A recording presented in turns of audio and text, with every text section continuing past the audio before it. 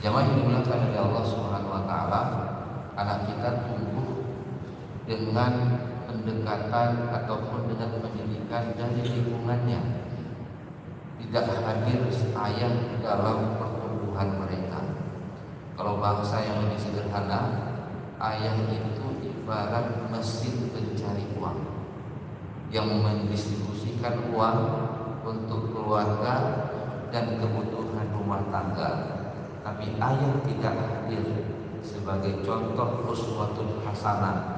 Ayah tidak hadir sebagai orang tempat konsultasi bagi anak-anaknya.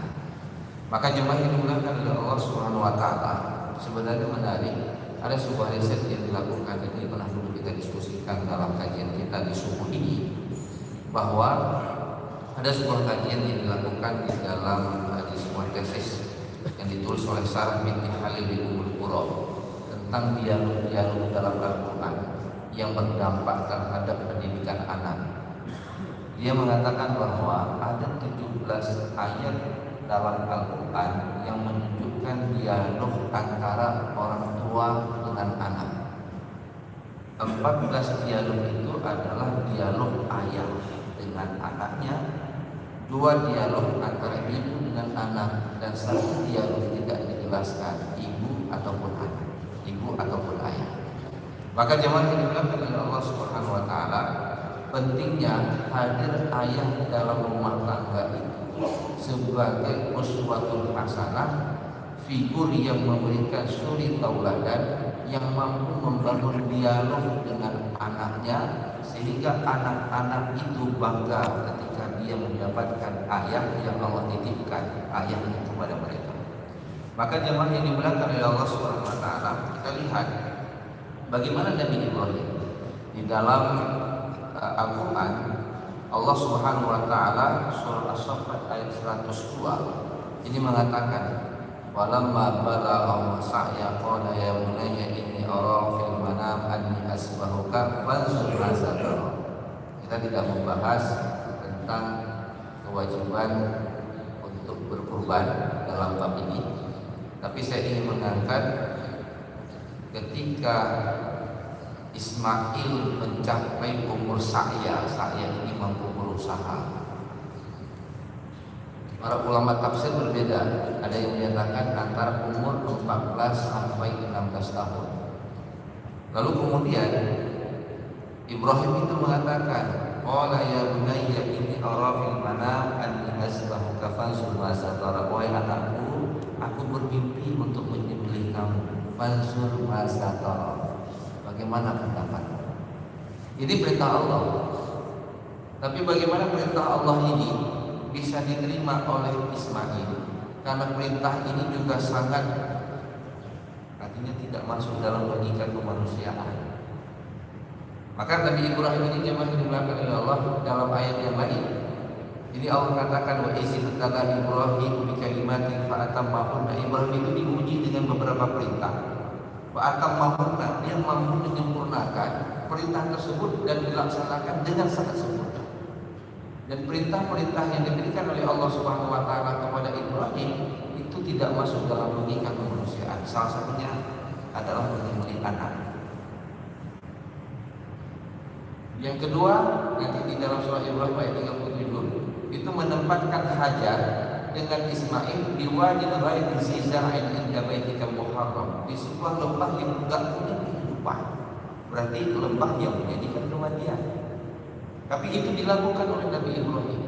Cuman ketika Nabi Ibrahim melakukan perintah Allah dan itu berkaitan dengan anaknya, maka Nabi Ibrahim membangun dialog. Bagaimana pendapat Tuhan? Dan yang subhanallahnya itu jawaban daripada Ismail. Qala ya abati fa'al ma tu'mar satajiduni insyaallah minas sabirin. Wahai ayahku, lakukan apa yang diperintahkan oleh Allah. Padahal itu adalah menyangkut tentang hidup dan mati. Mungkin kalau kita hari ini bilang sama anak kita seperti itu, nak, bapak mimpi semalam disuruh nyembelih anak, itu langsung dijawab sama ibu, bapak ini mau buat apa semalam? Gak usah jauh lah kalau kita, kadang seorang ayah itu butuh uang pinjam sama anaknya, Nah, bisa nggak pinjam uang ampau hari raya kemarin? Boleh ya, kita hitung-hitungan ya, nanti nyuruh balik baju. Jadi anak itu punya hitung-hitungan sama ayahnya. Kalau ini nyawa yang diminta, siap dia untuk memberikannya. Nah, ya ini saya ungkapkan di sini, cuma digunakan oleh Allah Subhanahu Wa Taala. Fungsi ayah itu hadir dalam kehidupan anak, dan ayah harus mampu untuk menjadi uswatul hasanah, berdialog dengan anak untuk menjawab semua problematika kehidupan anak. Sehingga ada penelitian Bapak Ibu yang dilakukan oleh Allah Subhanahu Wa Taala, ini yang dilakukan oleh George Hudu. Dia mengatakan begini, satu ayah itu bagi seorang anak itu lebih berharga dari 100 guru di sekolah. Satu ayah lebih engkau sudah memaafkan ayah itu denganmu, besok pagi jam 12 kita jumpa di tempat ini. Nah, jawab yang dikatakan oleh Allah itu di orang tersebut. Apa yang terjadi besok jam 12 siang, di mana janji yang diungkapkan di dalam iklan ayah yang menunggu, apa yang terjadi? Ada 800 anak yang bernama Patu mencari keampunan dari seorang ayah. Nah, jawab yang dikatakan oleh Allah Subhanahu Wa Taala ini menjadi catatan penting.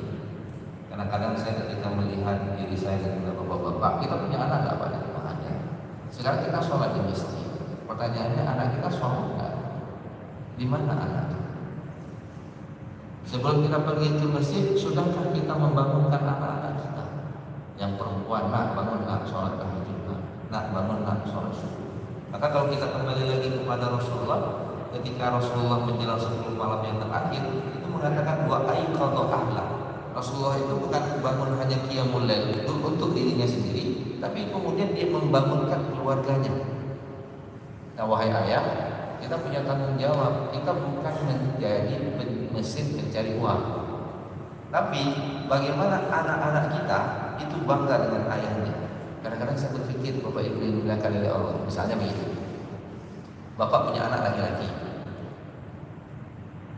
Ketika dia ingin menikah, kalau kita tanya, nah kira-kira calon istri yang engkau ingin cari itu tipenya bagaimana?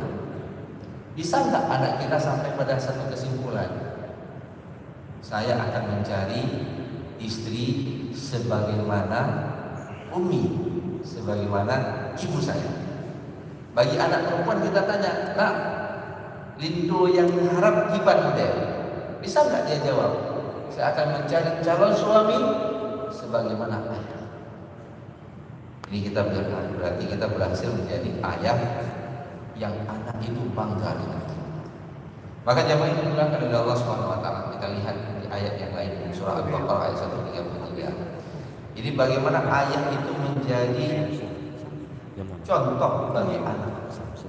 Ketika Nabi Yakub mengatakan, "Akuntum syuhada'a hadra Yaqub al-maut iz qala li bani ma ta'buduna min ba'di qalu na'budu ilahaka wa ilaha abaika Ibrahim wa Ismail wa Ishaq ilahan wahida wa nahnu lahu muslimun."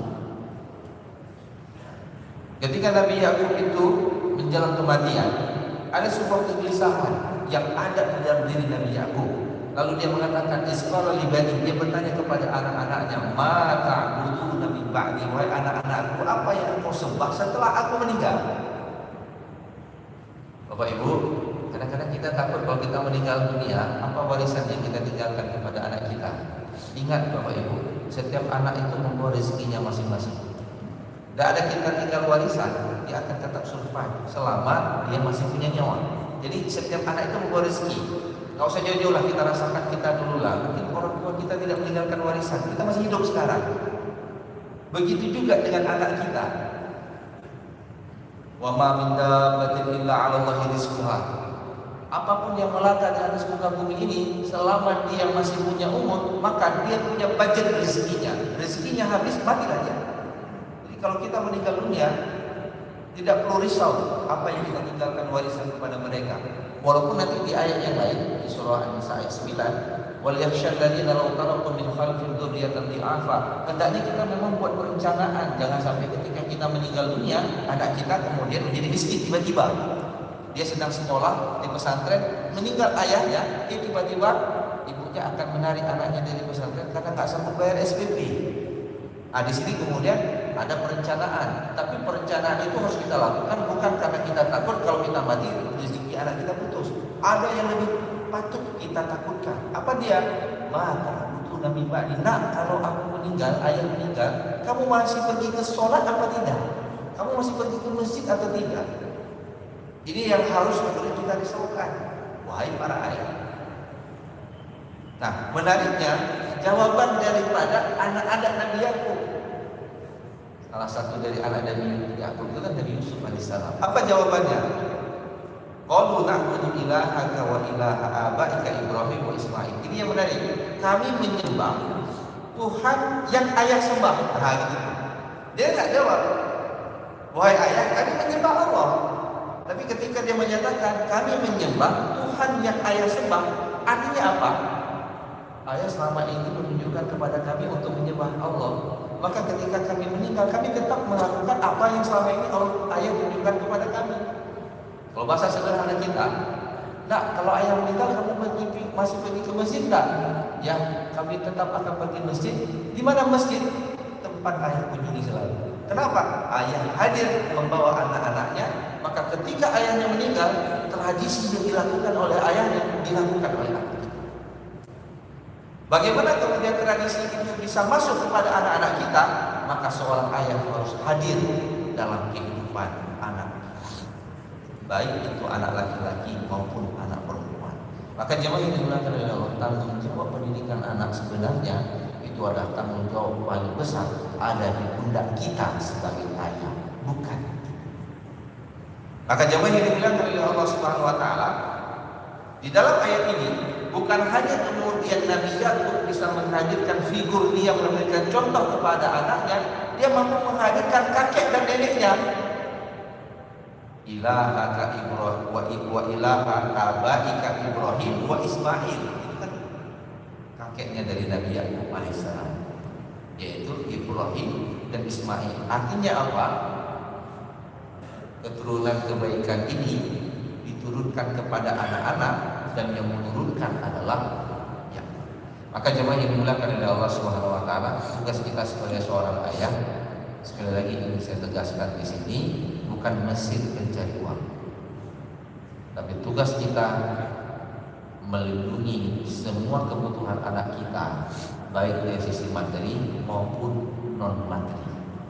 Kita penuhi kebutuhan hidup mereka, sandang pangannya kita penuhi, tapi akidah mereka, akhlak mereka itu tanggung jawab